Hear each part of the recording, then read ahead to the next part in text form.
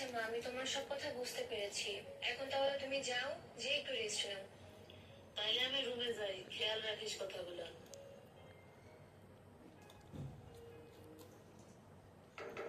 কি রে, এখন আবার কেটে আসলো?